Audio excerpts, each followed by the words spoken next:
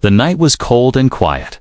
Rain fell softly outside, tapping on the windows like a soft drum in a small apartment on the edge of the city. A human named Caleb sat alone. He was tired after a long day of work. The city never changed machines. Rules, noise, and silence. And tonight, like always, Caleb just wanted rest, but then came the knock. One soft knock at first, then another, louder and shaky. He looked at the clock. Midnight. Exactly who would knock at this hour? Caleb stood up, unsure. He lived alone. Didn't talk to neighbors, didn't have friends visiting. He walked slowly to the door, careful. Outside was darkness and rain. He peeked through the viewer. And what he saw made him freeze. It was a woman, not human. She had greenish skin, glowing softly in the dark. Her silver-white hair stuck to her cheeks. Wet from rain, her clothes were ripped, dirty. And barely holding together, she looked thin, weak. Like she hadn't eaten in days. She wasn't dangerous, not with the way she trembled. And then she spoke. Her voice was soft, tired, and full of pain. I only have $3. Please let me shower at your home, human. Caleb didn't know what to say. He stared at her, confused.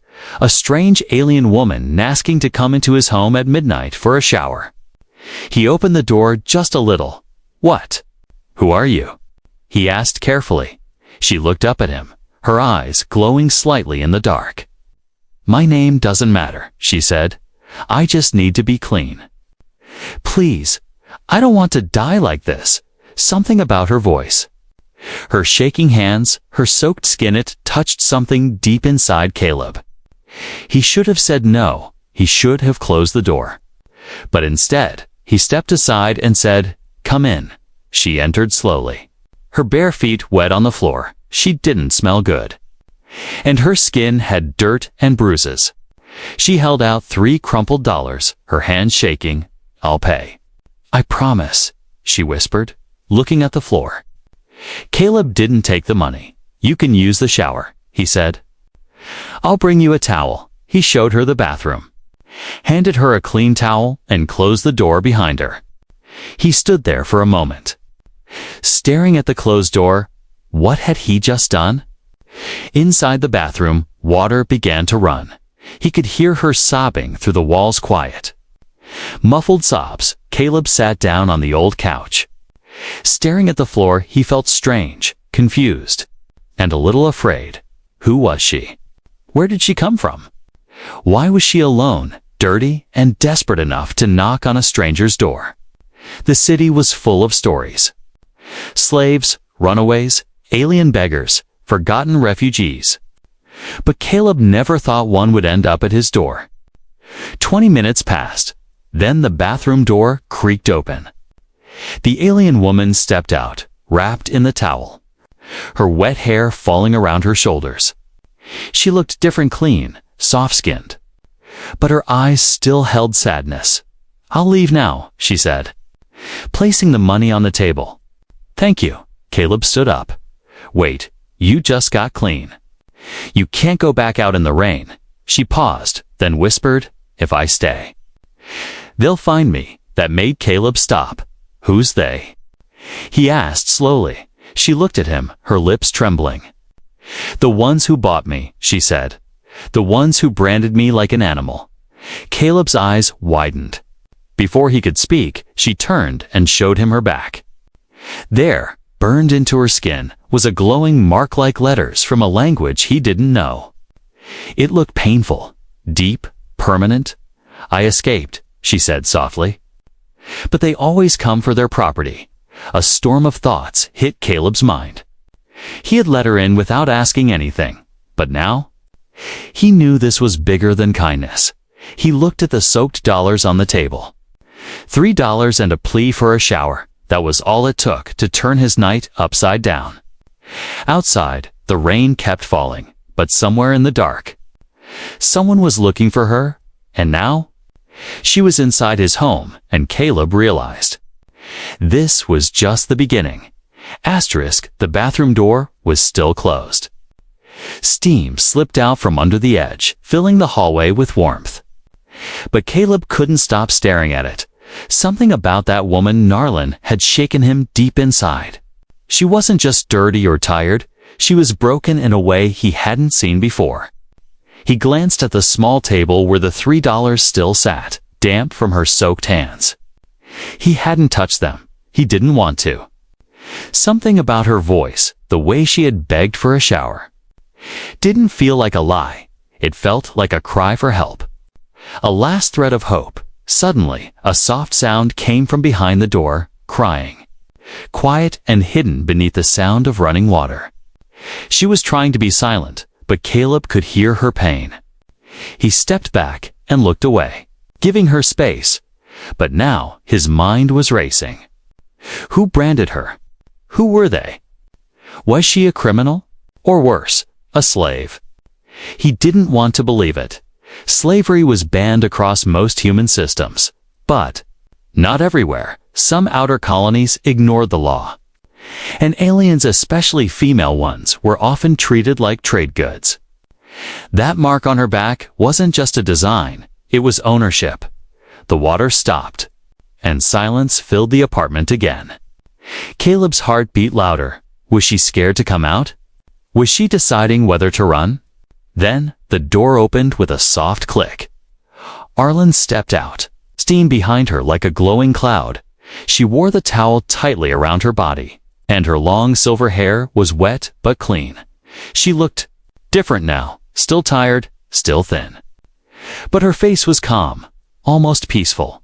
She wasn't shaking anymore. Her glowing eyes met Caleb's. She said nothing at first. Then she slowly walked over to the table and picked up the money. "I didn't lie," she said softly. "I really do only have $3. He nodded. "I know. I should go," she whispered. "I've already brought danger to your home." But Caleb stepped forward and raised a hand. "You don't have to go yet." Arlen looked surprised. "Why are you helping me?" she asked, eyes narrowing slightly. Most humans turn away. Or worse, Caleb sighed. "I've seen enough cruelty to know what it looks like." He gestured to the couch. "Sit, just for a few minutes. Please." She hesitated, then slowly sat. Wrapping the towel tighter around herself like armor, there was a long pause between them. Finally, Caleb asked, "Can you tell me what happened?" She looked at him, searching his face, like she was testing if he was truly safe. Then, her voice came out like a whisper. "They bought me when I was still a child.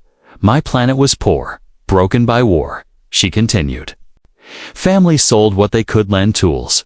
Sometimes their children. I was small. Pretty and obedient," she said bitterly. "Perfect for the buyers." She looked away. Jaw clenched. "They branded me like a cow. Used me as they pleased, and passed me from one master to another." Caleb's hands curled into fists. Every word felt like fire in his chest. He couldn't imagine such cruelty not in this modern galaxy. But it was real, and it was sitting on his couch. Arlen shook her head. "I ran away during a cargo transfers, lipped into a drain pipe, and vanished. I've been hiding ever since." She looked down at the floor. Dirty streets, stolen food, and cold showers from public fountains.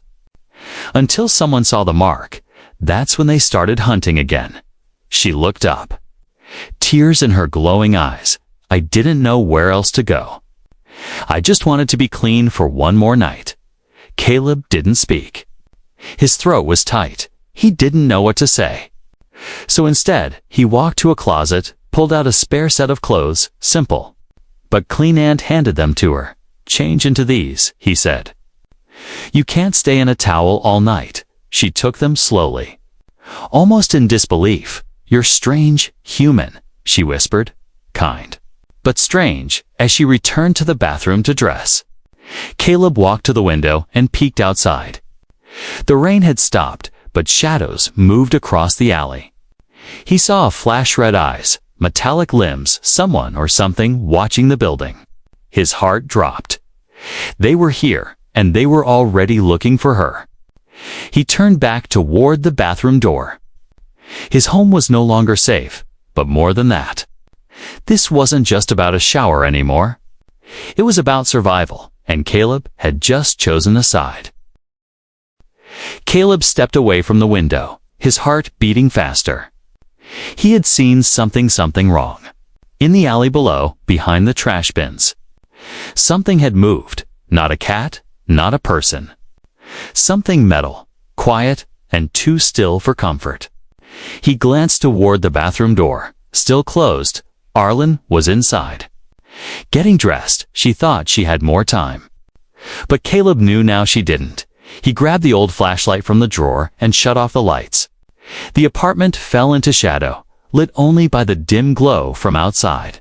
He moved quietly, pulling the curtain just a little. There they were, two shapes, tall and armored, standing near the dumpster. Their eyes glowed red, scanning the walls, the door, the air. "Asset detected," a cold voice said, almost robotic.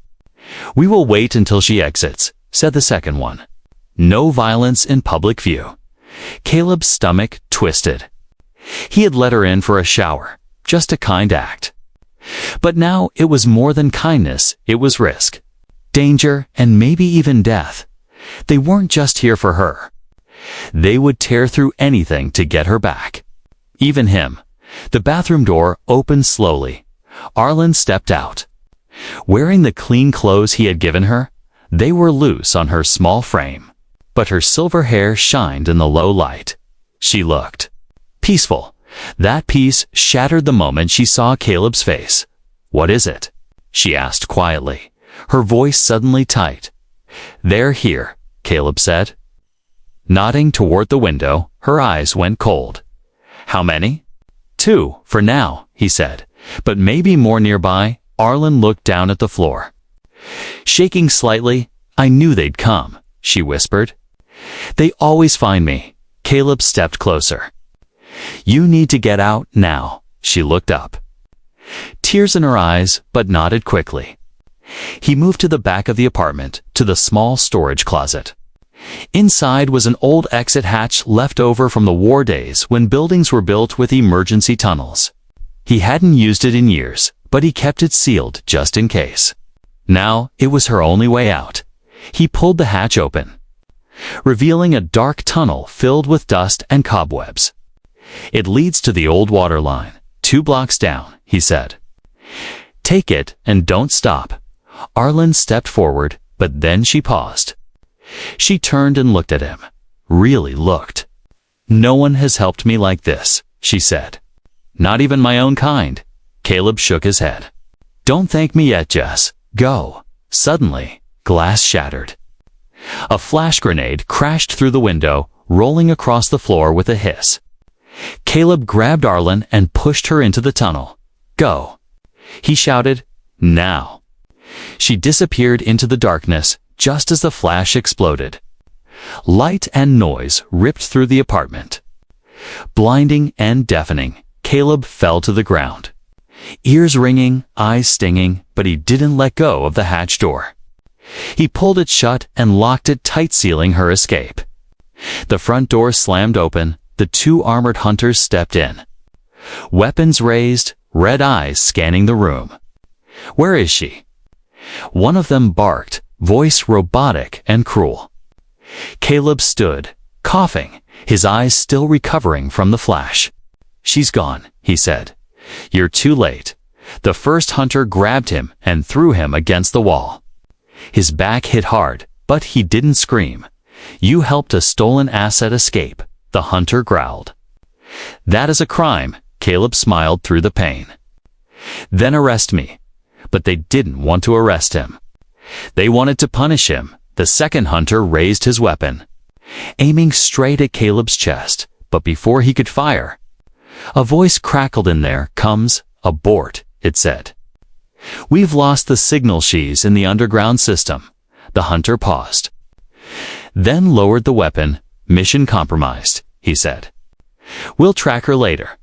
They turned and left, silent and deadly. Vanishing into the night as quickly as they had come, Caleb slid down to the floor. Breathing heavily, his ribs ached and his ears still rang. But he had done it, he had given her a chance. Down in the tunnels, Arlen crawled through the darkness. Her hands scraped against stone, her knees hurt, but she didn't stop. She could still hear the echo of Caleb's voice. Go now, and so she did, not for herself, but for the only human who had treated her like a person, not property. Above her, the stars were hidden behind clouds. But below the city, in the dark, her future had begun. The next morning. Caleb woke up on the floor, his back sore, his head still ringing. The apartment was quiet again, too quiet. Shattered glass still covered the floor, and the air smelled like smoke and dust. But she was gone. Arlen had escaped because of him. He limped over to the window and looked outside. The alley was empty. No drones, no soldiers, no shadows. But that didn't mean it was over. They would return, and next time. They wouldn't leave without blood. He had one chance to disappear before they realized who he was. Caleb was just a repair tech, a simple man living a simple life. But once, long ago, he had been something more. He had worked in off-grid salvage, ran supply routes, and smuggled food for rebels in distant colonies. He knew how to hide, how to vanish, and how to help others do the same. And now, he had to use those skills again for her down below, in the city's ancient sewer system. Arlen moved like a shadow. The tunnels were cold and wet, but they kept her hidden. She had no food, no water. But she had something more important: time. Time to get away, but she couldn't go far on her own. She needed Caleb, and he knew it too. That night, he found her in an old maintenance hub beneath the city, where broken pipes hissed and machines groaned in their sleep. She sat against a wall, arms around her knees, eyes half closed. When he stepped into the light, she jumped, ready to flee, but then she saw his face. "You came," she whispered, voice cracking. "I said I would," he replied gently, kneeling beside her. "I thought they'd kill you," she said. Looking at the bruises on his face, "They tried." Caleb smiled. "But I'm too stubborn to die." He handed her a warm pack of food and a bottle of water. She took it slowly, carefully, as if afraid it might vanish. Then he laid out the plan. "We can't stay here," he said. "They'll sweep these tunnels soon. There's an old transit line abandoned before the war. Leads out of the city once we reach the edge. I know someone who can help us leave this system." Arlen blinked, her eyes glowing faintly. "Why are you doing this?" She asked again. "You barely know me." Caleb looked at her. Really looked at the lines of pain on her face. The scar from the brand, the fear hiding in her voice. "Because you asked for help," he said, "and because no one else listened that night." They moved carefully through the dark. Caleb knew every turn, every shortcut. Every place the scanners couldn't reach. They avoided sensors, patrols, even mutated sewer beasts that crawled through old pipelines. He kept Arlen close, guiding her with a steady hand and sharp eyes. By dawn, they reached the edge of the city. A collapsed building marked the hidden entrance to the old transit system. Caleb pulled aside the rubble, revealing a tunnel behind it, dark, deep, and quiet. No lights, no signals, just forgotten air and dust. "This is it," he said. "Once we go in, there's no turning back." Arlen looked up at him, her voice soft. "I'm ready." They climbed inside, disappearing into the belly of the world. But they didn't know someone had been watching, high above, on a rooftop. A figure with a pale blue visor recorded every movement. "Target located," it whispered into the com.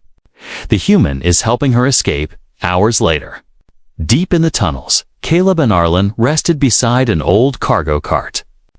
She leaned against the wall, breathing slowly, her body still weak, but her spirit growing stronger. "You said you know someone," she asked. "Someone who can help us leave this planet?" Caleb nodded. "An old friend. Smuggler travels with fake IDs and quiet engines. If we can reach his port, he can get us to safety. Arlen closed her eyes. Then asked the question she'd been afraid to ask. And if he says no? Caleb looked at her and smiled gently. Then I'll steal his ship. She laughed. The sound soft and beautiful in the empty tunnel. For the first time, she didn't feel hunted. She felt human, but outside. The city was already waking up. The hunters were returning. Now with scans and scent trackers, the game wasn't over. It had just changed, and now?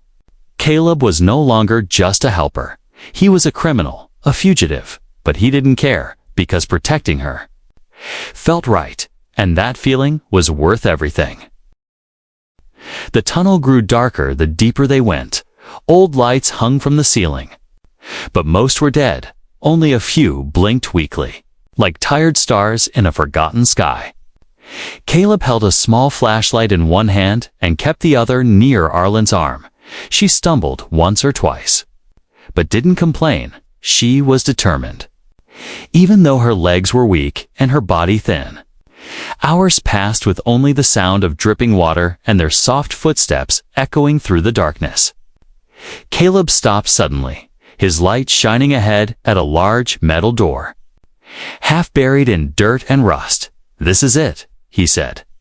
The old rebel station. Arlen looked at the door, confused. "Rebel station?" she asked. "From the war." Caleb nodded. "Before the truce. This tunnel was used to move supplies and people quietly. I helped run a few missions down here," he added, voice low. "Back when I believed in something." He pushed open the door. Metal groaning in protest. Inside was a large underground chamber, walls lined with broken lockers, old crates, and a long-dead power panel. But in one corner, behind a metal curtain, soft light flickered. A fire. Someone was here. Caleb raised his flashlight, stepping forward slowly. "Hold on," he said, motioning for Arlen to stay behind. Then a voice spoke from the firelight, rough and deep. "You always show up at the worst times." Caleb, from the shadows, a tall figure stood, wrapped in rags and leather armor. His face was part covered with a scarf, and one eye glowed faintly blue, and old cybernetic replacement. Caleb lowered the light, a smile forming on his face. "Zeth," he said. "You're still breathing." "Barely," Zeth replied, walking closer. "And you brought company." His glowing eye scanned Arlen carefully, not with suspicion, but with recognition. "I know her," he said softly. "She was on the data lists." "One of the missing royals." Caleb frowned, turning to Arlen. "What is he talking about?" Arlen looked down, as if ashamed. "I didn't tell you everything," she whispered. "I wasn't just a slave. My mother, she was a queen." Zeth stepped forward slowly, his voice serious now. "Her mother led the resistance on Kyleth Prime, tried to free her people from the overlords. They branded her a terrorist, destroyed her home, and killed most of her family. She disappeared after that. Everyone thought she died." Arlen nodded slowly, her eyes filled with quiet pain. "I survived," she said. "Barely. They sold me like trash," she added, her voice trembling. "Because they knew what I was, what I might become." Caleb stepped back, the truth crashing down like thunder. "You're a princess?" he asked, struggling to understand. "Not anymore," Arlen said. "I'm just a girl who begged for a shower with $3, and you helped me. Not because of a title, but because you cared." Zeth looked at both of them, then turned back to the fire. "You're in danger," he said. "More than you know. They're not just hunting her to punish or run away. They want to erase her bloodline." Caleb felt a cold chill move through his chest. "If they find her again, they'll kill her," Zeth said, finishing the sentence. "And anyone who helps her." Arlen sat down beside the fire, wrapping her arms around herself. "I didn't ask for this," she whispered. "I just wanted to be free." Caleb sat beside her, gently placing a hand on her shoulder. "You deserve freedom," he said softly. And I'll help you find it. Zeth stood and walked to the far wall, pulling away a large metal sheet. Behind it was an old control panel with blinking lights and a small screen. This still works, he said, tapping it. It connects to hidden ports and smugglers' channels. I can call someone. Someone who owes me. Caleb stood up. His voice steady. We need transport off-world. Fake IDs and silence. Zeth nodded. That will cost more than credits. I've got old favors, Caleb replied. I'll use them all if I have to, as Zeth worked the controls. Arlen sat quietly by the fire.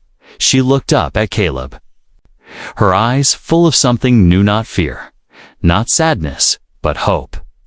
You're risking everything for me, she said. Why? Caleb smiled, tired but warm. Because no one else did. Behind them, the screen beeped softly.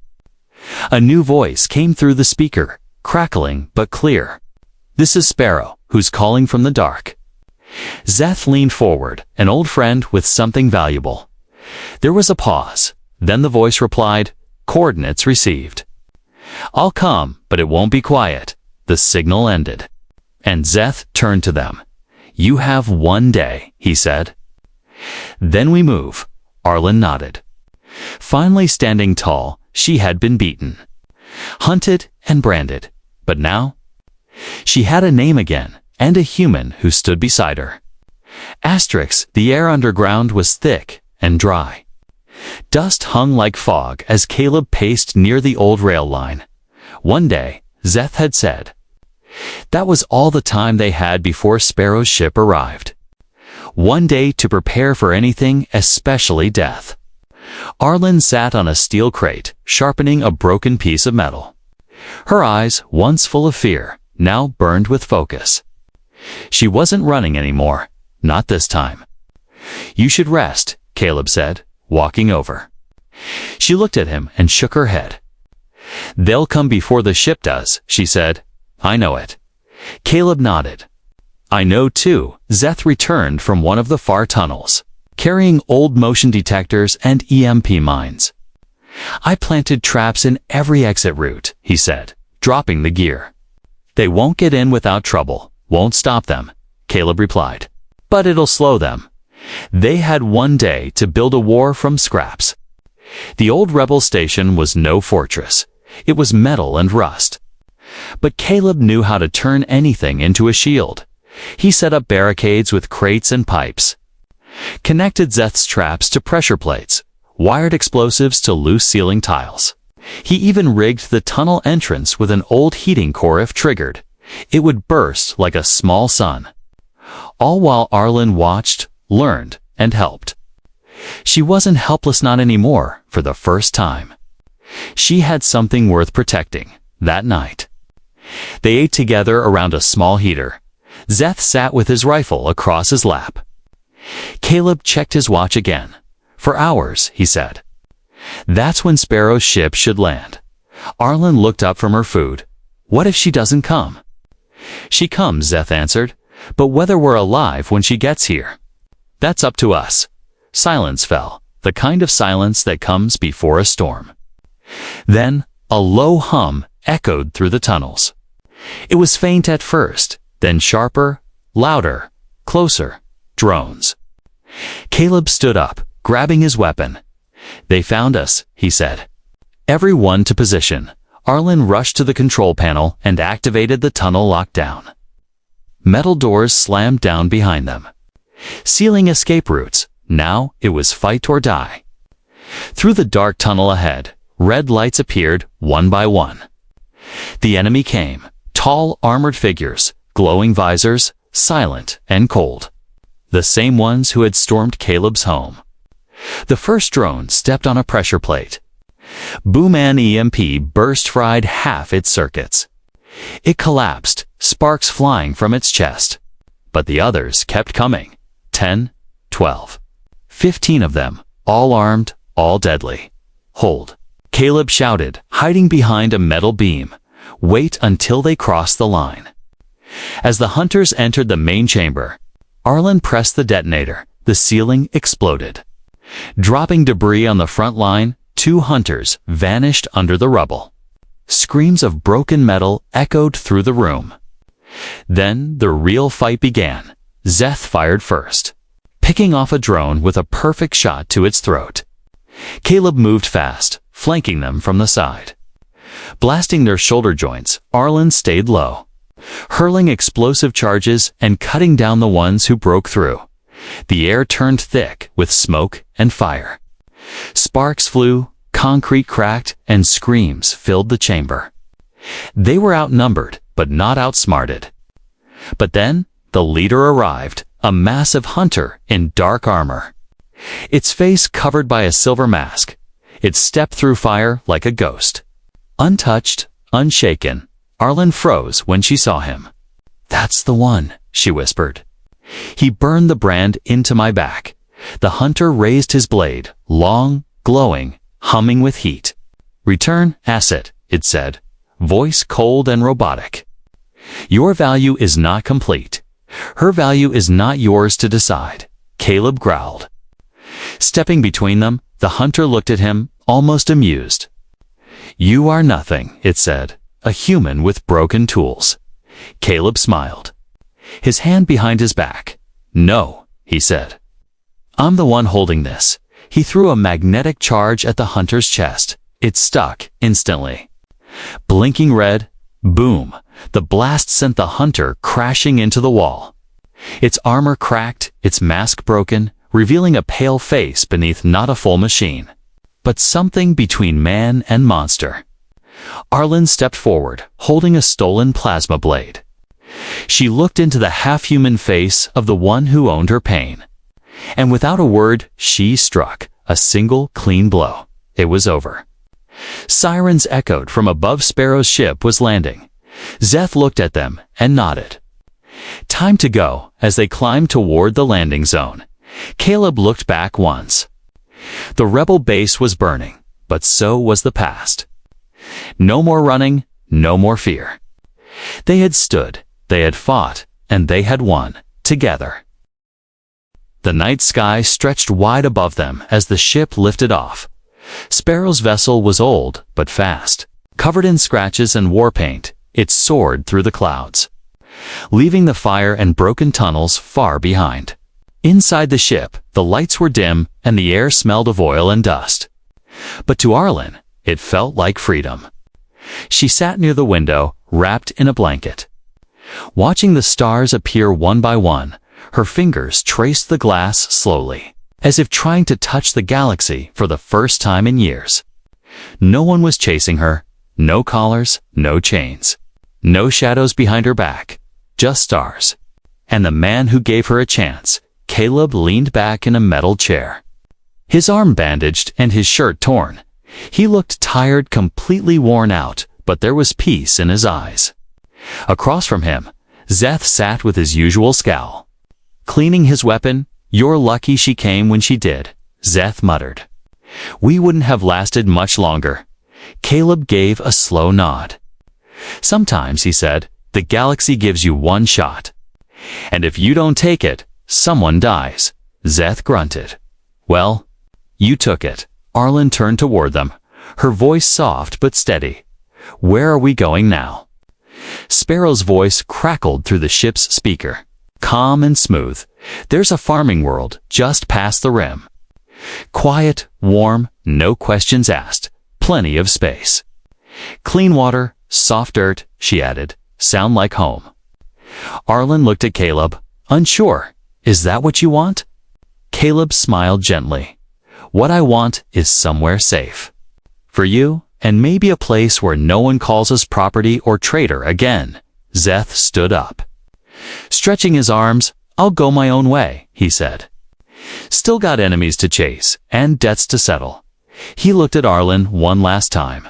"Your mother would have been proud." Then he gave Caleb a nod. "Watch your back, old friend." Caleb nodded. "You too." 2 days later, the ship landed on a world with soft orange skies and tall green grass. Small houses dotted the land, made of stone and wood. Not metal and wires. Children ran barefoot. Aliens and humans together. Laughing in the sun, no drones, no weapons. No hunters, just life. Caleb stepped onto the soil and breathed deeply. The air smelled clean, like rain and earth. Arlen followed. Blinking in the sunlight, she looked different now. Her bruises were healing, her eyes brighter. Her voice stronger, but deep inside, she still carried the weight of everything she had survived. They were offered a small cottage near the hills. One room, a garden patch, a water well in the back. It wasn't much, but it was enough, that evening. Caleb cooked their first real meal on an open flame. He wasn't a great cook, but Arlen didn't complain. She sat beside him on the porch steps.